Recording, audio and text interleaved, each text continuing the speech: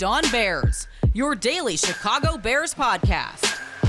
Part of the Locked On Podcast Network, your team every day.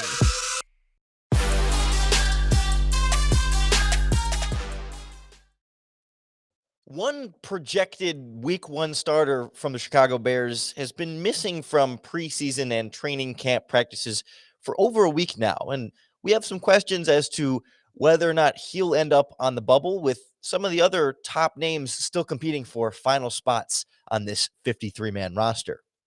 This is Locked On Bears, and I'm your host, Lorin Cox.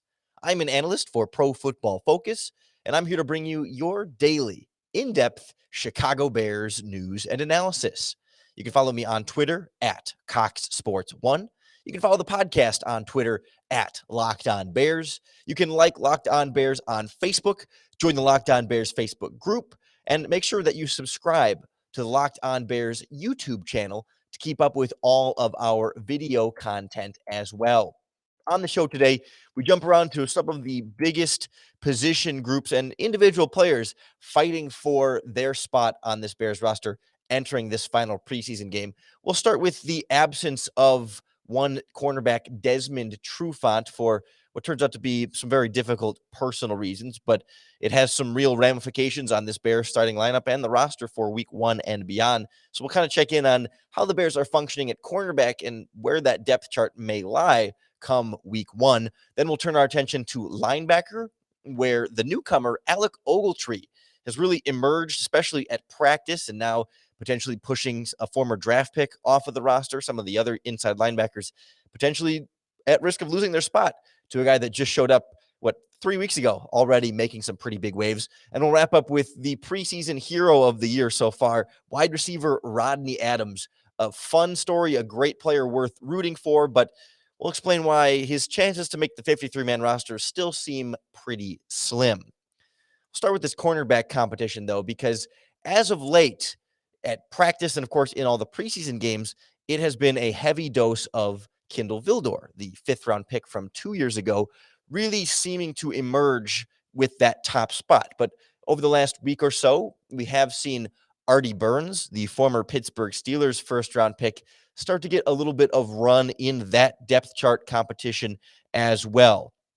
We thought that Desmond Trufant would be perhaps the de facto week one starter, the favorite, the most experience. He's been a starter very recently. And of course, Vildor has never been an NFL starter, and Burns hasn't been in a few seasons after sort of falling out of favor in Pittsburgh. But he has been missing, Desmond Trufant, from Bears practice for over a week now with what the team was calling personal reasons. And, of course, you want to give a player privacy and all that, but it doesn't take a private investigator to discover that Desmond Trufant's father passed away recently. I don't know the exact date. I think the funeral was supposed to be this week. The passed away a week or so ago. And obviously there had to have been some sort of run up there that's kept Trufant away from the team. It's awful situation. Very sad. You feel for him. It's a completely justified absence. And, you're not going to rush him back by any means. Let him take as much time as he absolutely can with his family. But it does, from the Chicago Bears standpoint, the season still goes on with or without Desmond Trufant, and it does leave them in kind of a tough spot because they have to decide who their starting cornerback is going to be and how many cornerbacks they're going to keep on the 53-man roster. Here's how head coach Matt Nagy addressed the situation yesterday. I know it's been difficult for him. He wants to be here, but he does. He has a personal. He's out for personal reasons, and we all support him with that. And I just think that the one thing that he has is he has that experience, and we know that it would be great to be able to see him out here. But at the same point in time, that's life, and that's where we're at. So we'll just have to, when it comes down to it, see where his status is, and just that'll be something that Ryan and all of us will talk through. Again, we offer our complete condolences to Desmond Trufant and his family, and I don't want to overlook that or trivialize it in any way, shape, or form. The difficult situation he has to be dealing with at a very difficult time of year for him and his career, and trying to balance all that just seems impossible. And I want what's best for him, but we have to sort of look at this from a Bears perspective. And I think the real challenge here that Matt Nagy was hinting at was like just not knowing exactly when he's going to be back and how much time he's going to need. And of course, he should take as much time as he absolutely does. But again, the team has to sort of get ready for week one with or without him. He's been an 8-year starter in the NFL, even though he had a down year last year. He's got a spot on this roster if he's here, if he's going to be a part of the team this season. He has, I'm sure, some very difficult decisions to make in his personal life. But can you start him week one if he doesn't practice, right? If he comes back in a couple of weeks here before the first game, but hasn't been practicing for, close to a month, can you throw him out there in the starting lineup, or do you give the job to Kindle Vildor or maybe Artie Burns, depending on how you feel about that competition? And then when does Desmond Trufant go in then? I mean, do you then bench one of them, your other starter, after 2 or 3 weeks when Trufant is ready? Or do you leave Vildor or Burns out there, and as long as they're playing well, they keep the job and Desmond Trufant plays the season on the bench? I mean, would he rather then be released and go somewhere where he might have a better opportunity to start, right? I mean, there's just a lot of these sort of conflicting dynamics as to how you might handle this group. It still feels like, as of now, there's room for all these guys on the 53-man roster. You've got Jalen Johnson and Kindle Vildor potentially, or Artie Burns. I mean, kind of pick your order here, but say it's Johnson and Vildor as your starters. Then you can still have Duke Shelley potentially as your slot cornerback, Artie Burns and Desmond Trufant, cornerbacks 4 and 5, and then probably the rookie Thomas Graham Jr. as your cornerback 6. Play some special teams in there. He made that diving near interception in the second preseason game. Seems to be a flashing quite a bit. We'll see how they sort of classify Marquis Christian, who's listed as a safety, but has played a lot of slot cornerback for them. So if he sticks on as a number 5 safety, or maybe they consider him a number 6 cornerback, there could be a little bit of potential movement there, but that's about where I think this cornerback group is. None of the other guys are really emerging in a way to crack that 53-man roster. So I think it's more just a matter of figuring out the order at this point. Who starts? Where does Desmond Trufant fit in? And does that lineup change at all as this season goes on? It's a much less clear, I think, at the inside linebacker in particular, with some injury dynamics and now some veterans in there. And really, the focus has been on Alec Ogletree's emergence. We'll break down his performances and how that might affect Joel Iyiegbuniwe and others next on Locked On Bears.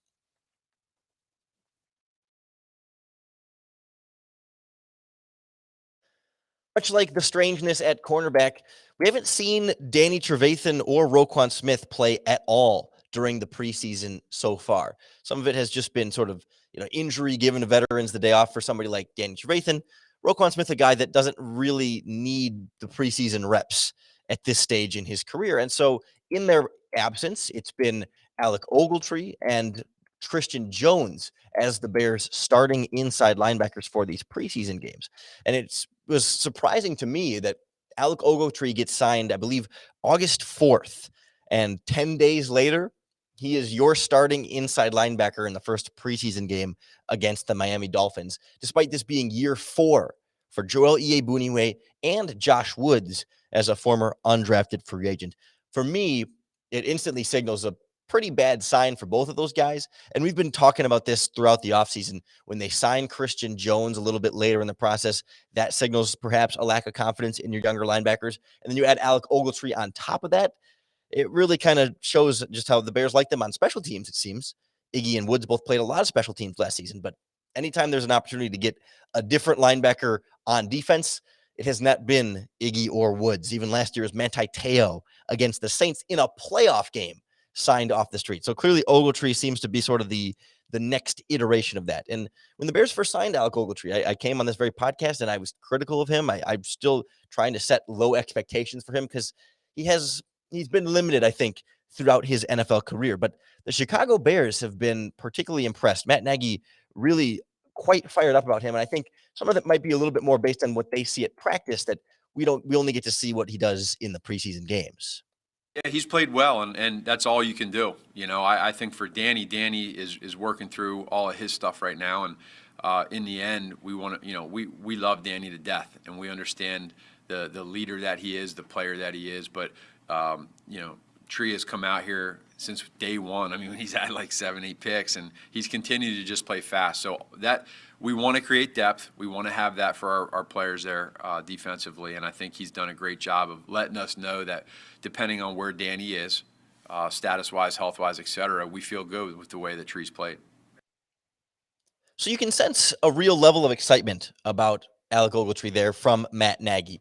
And I'd still argue he's been about the same guy as we expected in the preseason games, but it is a very limited sample size, and the Bears, like I think Nagy referenced a bunch of turnovers he's made in practice, and they see more of him than we do. So I'm not out here trying to say that I instantly know better than everything the Bears might be seeing. It is preseason games after all. He's not, like we talk about with Andy Dalton and some of the other players, he's not being really schemed up. They're not game planning all that much. They're playing very vanilla coverage. You're not really putting your linebackers there in the best position to be successful. So we're not seeing the best Alec Ogletree we could see. But also, seems like maybe this could be someone who's a better practice player than in-game player, because we saw a couple of missed tackles against the Dolphins, gave up some really big catches in that game as well. And something about when the live bullets are firing and having to actually make that hit and that tackle, you're not doing that as much in practice. So it's easy for an athletic linebacker to maybe stand out a little bit more and play a little bit more aggressive when there aren't measurable repercussions for being out of position here and there. It's a little bit easier to be an individual star there as it is in a game situation where you have to more do your job, and you can't always be the hero and go after the ball. You need to sort of just do your responsibility and let the team defense really make some plays. But I think that might be overshadowing a little bit of the bigger issue that emerged there from Matt Nagy, and that was Danny Trevathan. It sounds like there's a real concern there. The way they talk about him, it was almost like he's a grandpa. Like you're like they're wondering like how available he's going to be. Like we all love Danny and he's a great leader. We got to be prepared for when he's gone. Like he might not make it. It was just kind of this weird like acceptance of he's old and unreliable. Like in terms of health, I mean, maybe they still expect him to play at a high level when he's on the field. It's just we haven't even gotten to the regular season yet, and there's already these questions about maybe how much regular season play he'll get to be. So if Alec Ogletree is going to stick as your top backup, if they have the most faith in him as that Danny Trevathan replacement, I'm interested in how that fits with the rest of the roster, because Ogletree throughout his career has been a starting linebacker pretty much every season that he's played. And so he's never been asked to play a lot of special teams. But typically, your backup inside linebackers are almost four-phase special teams players. Joel Iyiegbuniwe and Josh Woods have been some of the most consistent special teams players on the Bears over the last few seasons. That's why they keep sticking on this 53-man roster. So if you're keeping Alec Ogletree to be the Danny Trevathan fill-in, then maybe you have to keep 5 inside linebackers. And maybe that keeps a spot for Iyiegbuniwe or Woods, assuming that Christian Jones is probably going to be inside linebacker number 4 when you start looking at where the depth chart is. I mean, we've seen Caleb Johnson come in and get quite some run in recent games, but I don't get the impression that he's super locked into a 53-man roster spot. I think Joel Iyiegbuniwe is probably ahead of Woods in terms of playing time and quality that we've seen, and also Woods is much easier to stash on the practice squad than a guy like Iyiegbuniwe, who does have the draft pick cachet carrying him that another team might be a little bit more interested in trying to sign him and give them a shot on the 53-man roster as opposed to someone like Josh Woods. But let's not overlook the importance of special teams when it comes to these guys making the bottom of the 53-man roster. It's how a lot of these guys get their first crack before they can eventually work their way into the starting lineup. And I think it's especially important with the skill position players. So you look on the other side of the ball. We'll take a closer look specifically at a guy like Rodney Adams and his chances of making this final roster next on Locked On Bears. Regular season football is right around the corner, and as always, BetOnline.ag is your number one spot for all the pro and college football action this season. They always have updated odds, prop bets, and contests, including online's biggest $500,000 NFL mega contest and the world's largest $200,000 NFL Survivor contest, open now at BetOnline. Be sure to also take advantage of their opening day super promo. If you make a bet on the Thursday, September 9th season opening against the Super Bowl champion Buccaneers and the Dallas Cowboys. If you lose your bet, BetOnline.ag will refund your wager up to $25. You just have to sign up and enter their promo code NFL100. And that NFL100 promo code will also get you a 100% welcome bonus matching your first deposit. So from football, basketball, boxing, right to your favorite Vegas casino games, don't wait and take advantage of all the great offers available for the 2021 season at BetOnline.ag, your online sportsbook experts. Two of the biggest plays we've seen for the Chicago Bears this preseason have both been wide receiver Rodney Adams making some pretty difficult catches. One of them going for was, I think, a 73-yard touchdown catch and run from Andy Dalton. And, you know, a couple weeks ago on the podcast, we talked about like Chicago Bears preseason heroes, the guys that every year the fan base falls in love with because they really shine during this time of year. Rodney Adams, definitely the house leader this year for that preseason, you know, training camp, fan favorite, Hall of Fame type hero this time of year. But all that being said, I would bet quite a bit of money that he's not going to make this Bears 53-man roster. I'm sorry to say so. He's a great story. He's a guy I definitely am rooting for, but this same thing happens every year. And it seems like fan base and some media members fall for it every time. He's a great story. Great guy. You know, his wife gave birth like the day before the last preseason game, and he was at the hospital, spent the night there, and, you know, didn't really get much sleep and came out and still had a big performance. And he had a press conference the other day. He's really likable, easy to get along with, and just like a funny guy and really down to earth, and is so grateful for his opportunities, right? There's everything you want to like about Rodney Adams. Even when you hear Matt Nagy talk about him, he sounds like Matt Nagy is talking about a guy that, just by Matt Nagy's words, you would think would make the 53-man roster. He's a really humble kid.